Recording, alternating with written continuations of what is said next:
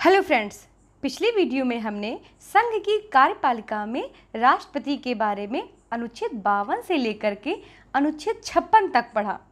आज हम राष्ट्रपति से संबंधित बाकी सभी अनुच्छेद को पढ़ेंगे। तो चलिए शुरू करते हैं। अगला अनुच्छेद है अनुच्छेद 57। अनुच्छेद 57 में क्या बताया गया है? पुनः निर्वाचन हेतु पात्रता। किसकी पुनः निर्वाचन हेतु? राष्ट्रपति के पुनः निर्वाचन हेतु पात्रता क्या है? वह पुनः निर्वाचित हो सकता है या फिर नहीं हो सकता है। इस अनुच्छेद के अनुसार वर्तमान में धारण करने वाला व्यक्ति उस पद के लिए पुनः निर्वाचन के लिए पात्र होगा। व्यक्ति को भारत के राष्ट्रपति के रूप में कितनी भी बार फिर से चुना जा सकता है। अर्थात एक व्यक्ति को भारत के राष्ट्रपति के रूप में कितनी भी बार चुना जा सकता है, इसकी कोई लिमिटेशन नहीं है।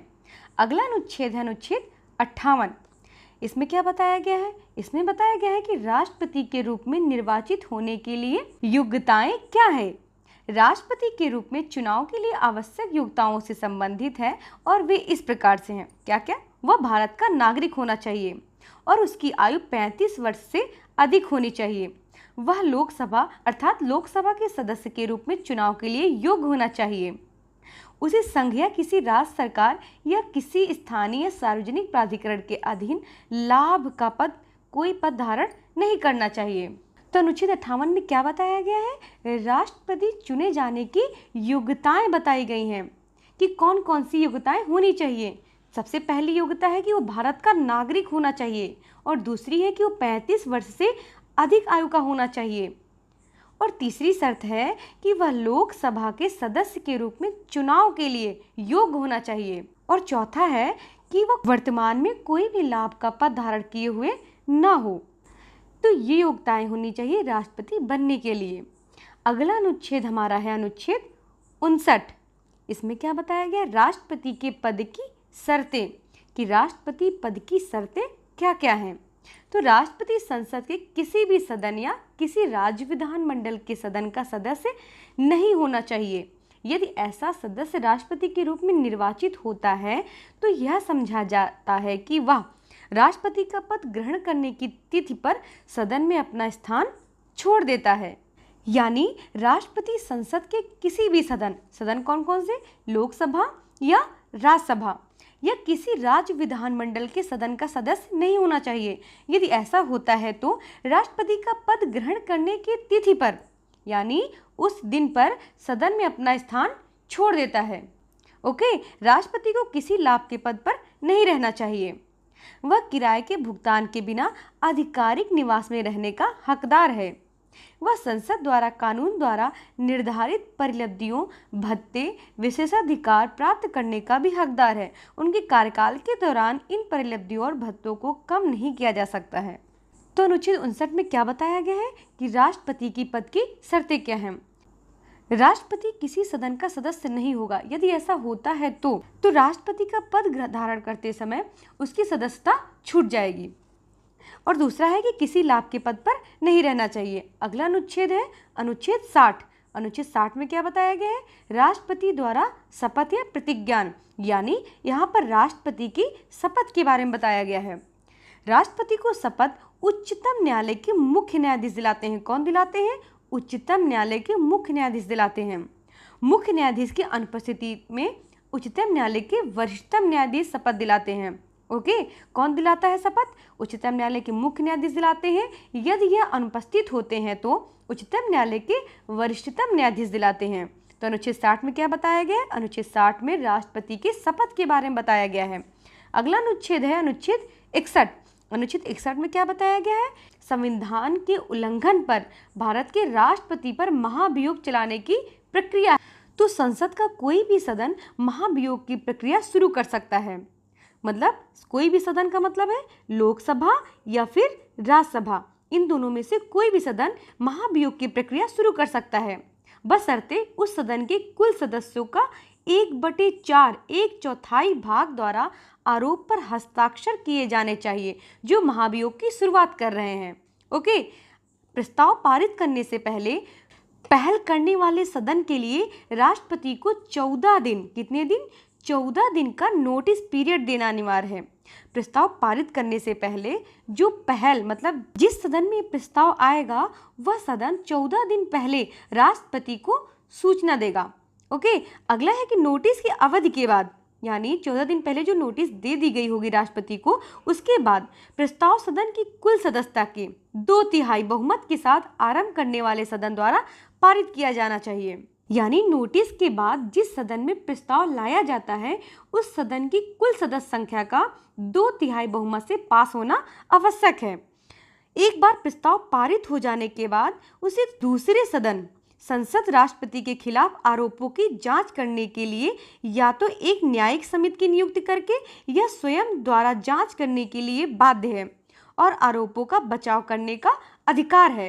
यानी जिस सदन में प्रस्ताव लाया जाता है उसके विपरीत सदन में एक जांच समिति का गठन किया जाता है जो राष्ट्रपति पर लगे संविधान उल्लंघन के आरोपों की जांच करता है। यदि जांच गलत पाई जाती है तो महाभियोग की प्रक्रिया वहीं पे समाप्त हो जाती है और जांच के दौरान राष्ट्रपति को एक वकील के साथ पेश होना होता है। यानी जांच के दौरान राष्ट्रपति अपनी बात को वकील के माध्यम से रखता है। यदि राष्ट्रपति को आरोपों के लिए दोषी नहीं पाया जाता है तो संकल्प व्यपगत हो जाएगा। दोषी होने के मामले में दूसरे सदन द्वारा सदन की कुल सदस्यता के 2/3 बहुमत के साथ संकल्प पारित किया जाता है। यानी कि यदि राष्ट्रपति दोषी नहीं पाए जाते हैं तो उसी जगह से ये प्रक्रिया समाप्त हो जाएगी और यदि दोषी पाए गए तो दूसरे सदन में कुल सदस्यता के 2/3 बहुमत के साथ संकल्प को पारित किया जाएगा। ओके, संकल्प का प्रभाव राष्ट्रपति को उसके पद से हटाने का प्रभाव उस तारीख से होगा जिस तारीख को संकल्प इस प्रकार पारित किया जाता है। यानी कि जब दूसरे सदन से भी 2/3 बहुमत के साथ संकल्प पारित हो जाता है तो उसी समय से राष्ट्रपति अपने पद से हटे मान लिए जाते हैं। ठीक है, और ये जो प्रक्रिया है यह एक अर्धन्यायिक प्रक्रिया है। कैसी प्रक्रिया है? अर्धन्यायिक प्रक्रिया है। तो अनुच्छेद 61 में क्या बताया गया है? संविधान के उल्लंघन पर राष्ट्रपति पर महाभियोग चलाने की प्रक्रिया को बताया गया है। यानी कि जब राष्ट्रपति कोई संवैधानिक उल्लंघन करता है तो उसके ऊपर महाभियोग लगाया जाता है उसे हटाने के लिए। यानी कि राष्ट्रपति के खिलाफ महाभियोग का प्रस्ताव तब लाया जा सकता है जब वह संविधान का उल्लंघन करता है। और महाभियोग की प्रक्रिया क्या होती है? इसकी प्रक्रिया होती है कि संसद का कोई भी सदन, लोकसभा या राज्यसभा, महाभियोग की प्रक्रिया को शुरू कर सकता है और जिस सदन में प्रस्ताव लाया जाता है उस सदन की कुल सदस्य संख्या का 1/4 सदस्यों की हस्ताक्षर सहमति का होना आवश्यक है। और जब ये प्रोसेस हो जाता है तो 14 दिन पहले राष्ट्रपति को सूचना देनी होती है। राष्ट्रपति को सूचना देने के बाद जिस सदन में प्रस्ताव लाया जाता है उस सदन की कुल सदस्य संख्या का 2/3 बहुमत से पास होना आवश्यक है।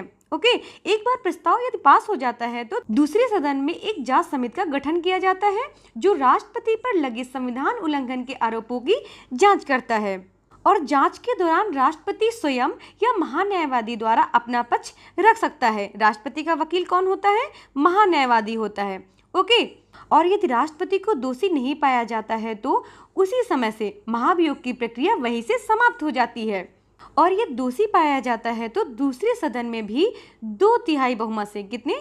2/3 बहुमत से प्रस्ताव को पास होना आवश्यक है। ओके, जैसे ही प्रस्ताव दूसरे सदन में पास होता है वैसे ही राष्ट्रपति स्वयं अपने पद से हटे मान लिए जाते हैं। ठीक है, और ये जो प्रक्रिया है यह एक अर्धन्यायिक प्रक्रिया है। राष्ट्रपति की अनुपस्थिति में उपराष्ट्रपति काम करते हैं। उपराष्ट्रपति की अनुपस्थिति में सर्वोच्च न्यायालय के मुख्य न्यायाधीश काम करते हैं या फिर जब सर्वोच्च न्यायालय के मुख्य न्यायाधीश अनुपस्थित होते हैं तो सर्वोच्च न्यायालय के वरिष्ठ न्यायाधीश कार्यवाहक राष्ट्रपति का कार्य करते हैं। अर्थात राष्ट्रपति की अनुपस्थिति में उपराष्ट्रपति कार्यवाहक राष्ट्रपति के रूप में कार्य करते हैं। यदि उपराष्ट्रपति भी अनुपस्थित हैं तो उनकी अनुपस्थिति में सर्वोच्च न्यायालय के मुख्य न्यायाधीश कार्यवाहक राष्ट्रपति के रूप में कार्य करते हैं। यदि सर्वोच्च न्यायालय के मुख्य न्यायाधीश भी अनुपस्थित हैं तो सर्वोच्च न्यायालय के वरिष्ठ न्यायाधीश कार्यवाहक राष्ट्रपति के रूप में कार्य करते हैं। इस बात का उल्लेख किसी भी अनुच्छेद में नहीं दिया गया है बल्कि यह एक कानूनी विधिक प्रक्रिया है। अगला अनुच्छेद है अनुच्छेद 62। इसमें क्या बताया गया है? राष्ट्रपति के पद की रिक्त को भरने के लिए निर्वाचन कराने का समय तथा आकस्मिक रिक्त को भरने के लिए निर्वाचित व्यक्ति की पदावधि। यह भारत के राष्ट्रपति के पद की रिक्त से संबंधित प्रावधानों से संबंधित है। यानी यह जो अनुच्छेद है यह भारत के राष्ट्रपति के पद के रिक्त से संबंधित प्रावधानों से संबंधित है और वो प्रावधान इस प्रकार से हैं। राष्ट्रपति के पद की अवधि की समाप्ति के कारण राष्ट्रपति कार्यालय में रिक्त को भरने के लिए चुनाव कार्यकाल की समाप्ति से पहले होना चाहिए। यानी कि राष्ट्रपति के पद की अवधि की समाप्ति के कारण उत्पन्न रिक्त को भरने के लिए चुनाव जो होगा वो पद की समाप्ति से पूर्व पूरा किया जाएगा। ओके, और अगला है सेवारत राष्ट्रपति की मृत्यु, त्यागपत्र या पद से हटाए जाने के कारण हुई राष्ट्रपति पद की रिक्त को भरने के लिए चुनाव जो होगा वो 6 माह के भीतर कराया जाएगा। कितने माह के भीतर? 6 माह के भीतर कराया जाएगा। यानी कि यदि राष्ट्रपति की मृत्यु हो गई या फिर उन्होंने त्यागपत्र दे दिया या पद से हटाए जाने के कारण राष्ट्रपति का जो पद खाली होगा, इन द मीन्स जो राष्ट्रपति का पद खाली रहेगा उसको भरने के लिए चुनाव जो होगा वो 6 माह के भीतर कराया जाएगा। कितने माह के भीतर? 6 माह के अंदर कराया जाएगा। तो फ्रेंड्स, आज का वीडियो हम यहीं तक रखते हैं। अब हम मिलेंगे नेक्स्ट वीडियो में, उसमें हम अब तक के सभी राष्ट्रपतियों के बारे में पढ़ेंगे। Okay friends, thank you friends.